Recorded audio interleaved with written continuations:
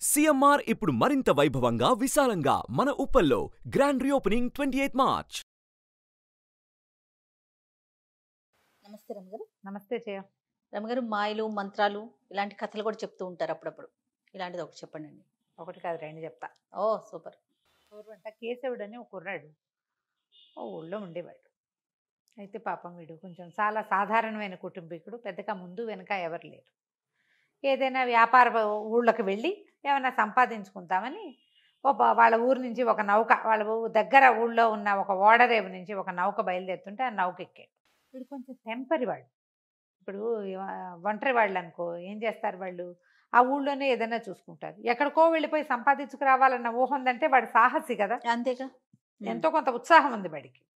ఈ ఉత్సాహి అయిన కేశవుడు ఏం చేశాడంటే ఆ పడవ ఎక్కి వెళ్ళాడు, ఆ ఓడ ఎక్కి.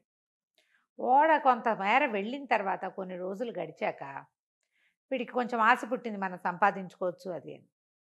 ఆ ఓడ కాస్త ఏదో అది కొండకి తగిలి పగిలిపోతే జనమంతా ఎట్లో పడిపోయారు ఈ సముద్రాన్ని. కొంతమందికి చిన్న చిన్న పడవలు దొరికినాయి, ఎటు వెళ్ళిపోయారు. వీడికి ఒక చిన్న కొయ్య పలక దొరికింది, వీడు ఒక దీవిలో పడిపోయాడు. కొయ్య పలక ఎటు తీసుకుపోతే అటు తీసుకెళ్ళి వెళ్ళిపోయాడు అంతే. వాడు అది పట్టుకుని అలా ఉండిపోయాడు. కొయ్య పలక కొట్టుకుపోతూ ఉంది. ఆ కొట్టుకుపోయి ఒక దీవి లాంటి ప్రాంతానికి చేరాడు. చేరిన తర్వాత వీడికి ఏమర్థమైంది, ఎవ్వరూ చేరల తన దప్ప. ఆకలి దహించుకుపోతోంది. ఆ సముద్రపు నీళ్ళు ఎందుకు తాగడానికి పనికిరావు.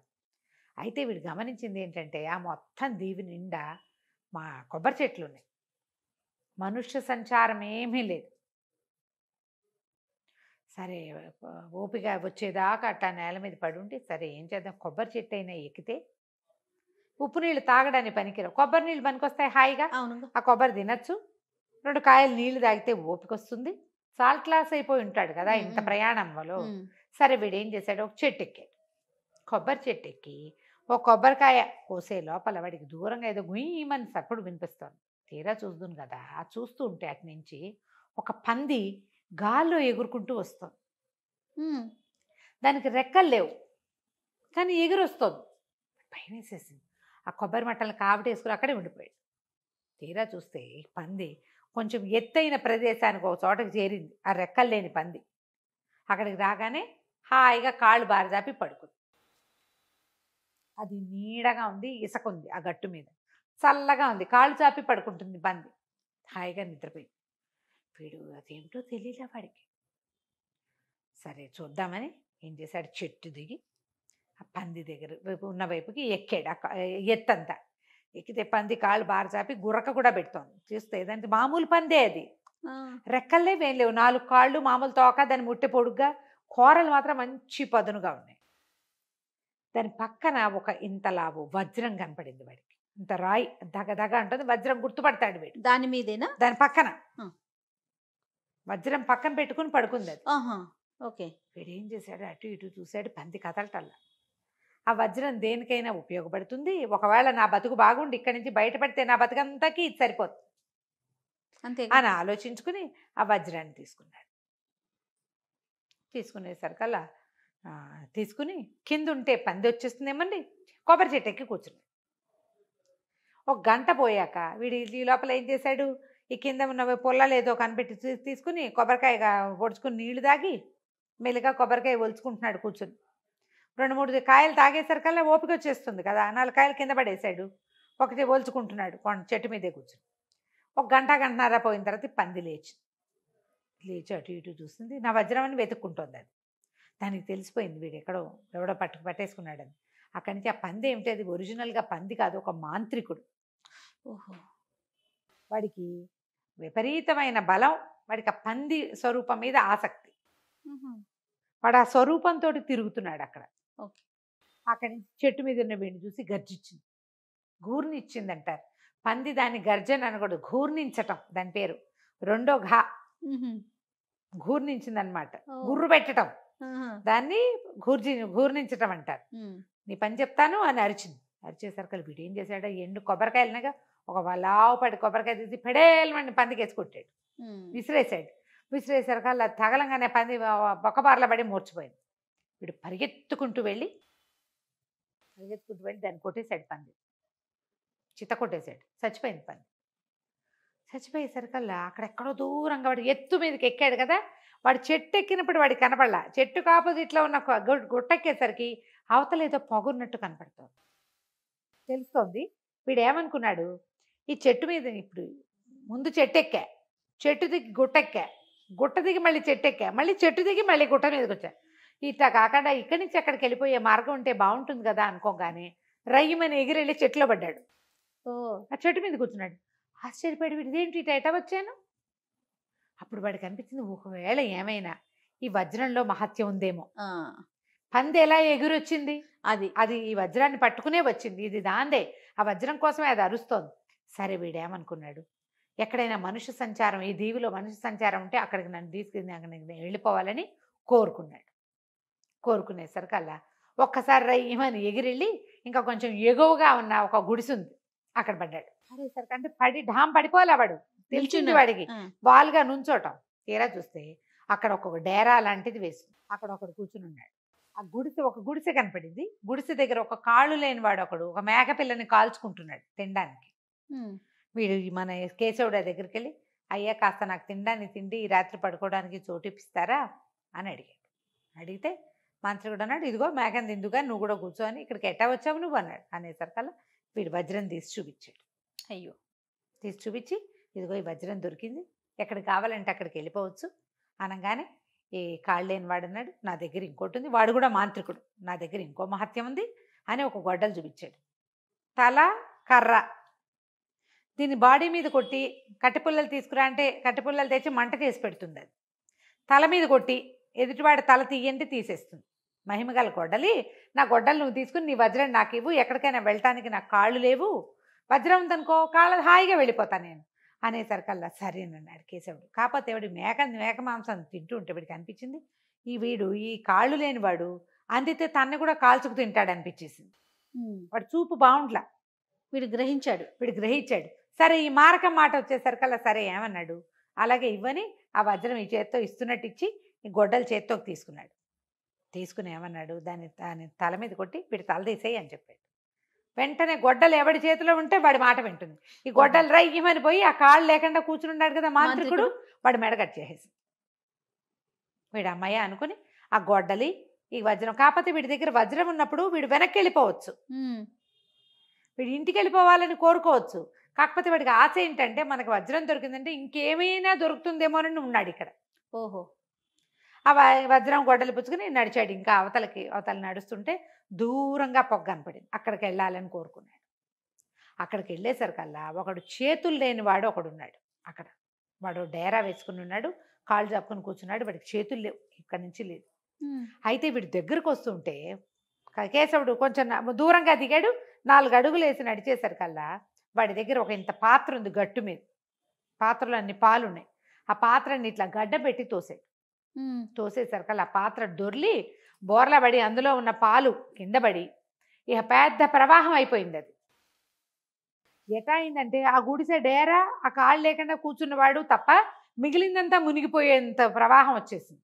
ఓ వీడి మీదకి వచ్చేసినాయి కేశవుడి మీదకి. కేశవుడు ఈ వజ్రం పట్టుకుని ఒక్క ఎగురులో ఒకటే దూకులో వచ్చి ఇప్పుడు అతను కూర్చున్నాడు కదా ఆ కాళ్ళు లేనివాడు, అదే ఈ చేతులు లేనివాడు, వాడి పక్కకి చేరాడు. చేరేసరికల్లా ఆశ్చర్యపోయాడు. చేతులు అన్నాడు, ఊరిని భలే విద్య ఉంది నీ దగ్గర, ఇదేం విద్య అన్నాడు. అనేసరికల్లా వజ్రం తీసి చూపించాడు. అందరికి చూపిస్తున్నాడు, ఇదిగో నా దగ్గర ఒక వజ్రం ఉంది, ఎక్కడికి కావాలంటే అక్కడికి వెళ్ళిపోవచ్చు అనగానే చేతులు లేని వాడు అన్నాడు, అబ్బా ఎంత బాగుంది, నా దగ్గర ఉన్న గిన్నె చూడు అని ఆ గిన్నెని చూపించాడు. ఆ గిన్నె తిరిగేయి అన్నాడు. తిరిగేసి నీకేం కావాలి, ఏమన్నా తింటావా అనేసరికల్లా సరే వాడి దగ్గర మాంసాహారం, వాడు మాంసాహారం తింటుంటే వాడు అన్నాడు నీకేం కావాలంటే అది వస్తుంది ఇందులో, మాంసం తెప్పిస్తానని మాంసం తెప్పిస్తే వీడు నేను శాకాహారిని, నేను మాంసం తిన్నాడు. తినకపోతే నీకు కావాల్సినవి అడుగు అని చెప్పి పప్పు అడుగు, కూర అడుగు, ఏవి అడిగితే అవి తీసి ఇచ్చాడు. ఈ గిన్నెలో నుంచి ఇది చక్కగా తెరిచి ఉంచింది అనుకో, ఏమంటారు మామూలుగా పెట్టుంటే గిన్నె ఆహారం వస్తుంది, ఏ ఫుడ్ కావాలంటే ఆ ఫుడ్ ఇస్తుంది, ఎంతమందికి కావాలంటే అంత ఇస్తుంది. దాన్ని బోర్లించామంటే దాంట్లో ఒక్క చుక్క నీరున్నా చాలు, ఆ చుక్క వస్తువు ప్రవాహం అయిపోయి ఎంతమందినైనా ముంచేయగలదు. ఓకే, ఇంత అద్భుతమైన వస్తువు ఉంది, నువ్వు ఓ పని చేయి, నీ వజ్రం నాకు ఇచ్చి నా గిన్నె నువ్వు తీసుకోమన్నాడు. బాగుంది. ఆ గిన్నె కావాలి వీడికి. సరే వీడేం చేశాడు, గిన్నె చేత్తో తీసుకుని తన గొడ్డల మీద ఒక దెబ్బ కొట్టి దాన్ని నెత్తి మీద వీడి తల తీసేయమన్నాడు. మూడో మాంత్రికుడి తల కూడా వేరు చేసేసింది ఆ గొడ్డలి. ఇతను ఆ గిన్నె, ఆ గొడ్డలి, తర్వాత ఏమో ఈ వజ్రము పుచ్చుకుని బయలుదేరాడు.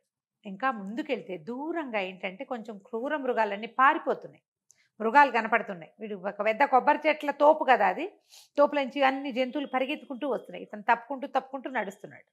అయితే ఎందుకు ఇలా పరిగెత్తుకొస్తున్నాయి? ఒక చిన్న డమ్ము డమ్ము డమ్ము డమ్ము అని ఒక డప్పు చప్పుడు వినపడుతోంది, డోల్ చప్పుడు. ఆ డోల్ చప్పుడు వల్లే ఈ జంతువులన్నీ పారిపోతున్నాయి. ఆ డోల్ చప్పుడుని అనుసరించి తను వెళ్లాల్సిన మార్గం చూసుకుని ఆ డోల్ ఎక్కడి నుంచి మోగుతుందో అక్కడికి తీసుకెళ్ళమని చెప్పాడు వజ్రానికి. అక్కడికి వెళ్తే అక్కడ ఒక పెద్ద మహాకాయుడు ఒకడు కూర్చుని ఉన్నాడు. వాడి దగ్గర డోలు. ఎవడరా నువ్వు, నీకు భయం వేయట్లేదా, ఎక్కడి నుంచి వచ్చావు నువ్వు అని అడిగేసరికల్లా నేను వేరే దేశం నుంచి వచ్చాను, నా దగ్గర బ్రహ్మాండమైన వజ్రం ఉంది, ఎక్కడికి కావాలంటే అక్కడికి తీసుకెళ్ళిపోతుంది అన్నాడు. అన్నాక సరే కూర్చో అన్నం తిందామన్నాడు. వాడు ఏం చేశాడు, ఆ డోలు చప్పుడికి పారిపోతున్న జంతువుల నుంచి ఒక కుందేలు కాల్చుకున్నాడు. కుందేలు మాంసం పెట్టబోయాడు. ఆ మహాకాయుడు నాకు అక్కర్లేదు, నాకు కావాల్సిన తిండి దొరుకుతుందని గిన్నెలోంచి తిండి తీసుకుని తింటున్నాడు. తినేసరికల్లా వాడు ఆశ్చర్యపోయాడు. గోరిని, నీ దగ్గర బ్రహ్మాండమైన వజ్రం ఉంది, బ్రహ్మాండమైన గిన్నె ఉంది, ఆహారం కావటానికే నేను ఇంత జంతువుల కోసం ఈ డోలు మోగిస్తున్నాను. ఈ డోలు మామూలు డోలు కాదు, ఈ పక్కన మోగిస్తే ఎంత వాళ్ళకైనా భయం వేసి పారిపోతారు, ఎవరు దగ్గరికి రారు. రెండో పక్కన కొడితే అనంత సేనావాహిని పుట్టుకొస్తుంది అందులోంచి.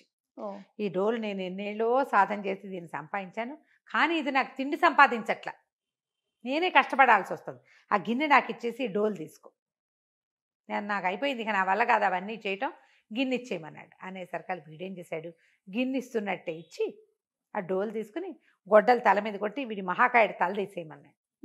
మహాకాయుడు తల కూడా తీయబడింది.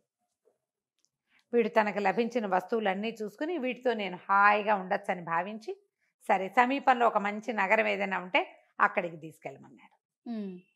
ఆ నగరానికి చేరిపెట్టి తన వస్తువులన్నీ దాచిపెట్టుకున్నాడు. వాటిని ఏమి కదపకుండా ఉంచుకున్నాడు. అయితే ఆ ఊళ్ళో ఏంటంటే ఆ రాజు మంచివాడు కాదు, తన ప్రజల్నే పీడిచ్చేవాడు. మామూలుగా ఏం చేస్తారు, ప్రజల్ని బాగా చూసుకుని చుట్టుపక్కల ఊళ్ళ మీద పడతారు రాజులు. వీడు అట్లా కాదు, తన ప్రజల్నే కాల్చుకు తినేస్తూ ఉంటాడు. ప్రజలంతా చాలా ఇబ్బంది పడుతూ ఉంటారు. ఊళ్ళోకి ఎవడైనా కొత్తవాడు వస్తే వాడి దగ్గర ఉన్న వస్తువులన్నీ సైనికులు ఓడలాక్కుని రాజుగారికి అప్పచెప్తారు. ఓహో, గందరగోళంగా ఉందన్నమాట.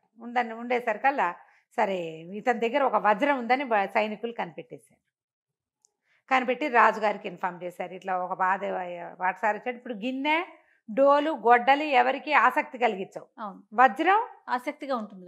దాంతో రాజు వచ్చాడు, నా వజ్రం నాకు ఇవ్వమని అనగానే రాజుని వీడేం చేశాడు, వెంటనే తన శక్తి ప్రయోగించడం మొదలుపెట్టాడు అనమాట. రాజు ఏం చేశాడు, అంత దూరం దగ్గర దాకా రాకుండా దూరంగా ఉండి ఓ 12 మంది సైనికులు పంపించాడు. వీడి దగ్గర నుంచి వస్తువులు లాక్కోండి అని. వీడు గొడ్డల మీద కొట్టి వీళ్ళందరి తలలో తీయించేశాడు. మళ్ళీ రాజు కబురు వెళ్ళింది, వీడు గంటడు అందరిని చంపేస్తున్నాడు అని. రాజుగారు బోల్డ్ అంత సేనని పంపిస్తే వీడేం చేశాడు, ఆ గిన్నెలో చారడి నీళ్లు పోసి ఆ గిన్నె బోర్లు ఇచ్చాడు. మొత్తం మునిగిపోయారు, మొత్తం అంతా కొట్టుకుపోయింది, సేన అంతా కొట్టుకుపోయింది, ఎవరూ మిగలలేదు అక్కడ. రాజుగారు వచ్చాడు. చివరికి రాజుగారు వస్తే గొడ్డలు ప్రయోగించాడు, వీడు తీసే ఈయన తలని. రాజుగారి తల తీయబడింది. ప్రజలంతా సంతోషించారు. హాయిగా రాజు వెళ్ళిపోయాడు, బాగానే ఉంది. ఇప్పుడు రాజు ఎవడు రాజు తల తీశాడో వాడే రాజు.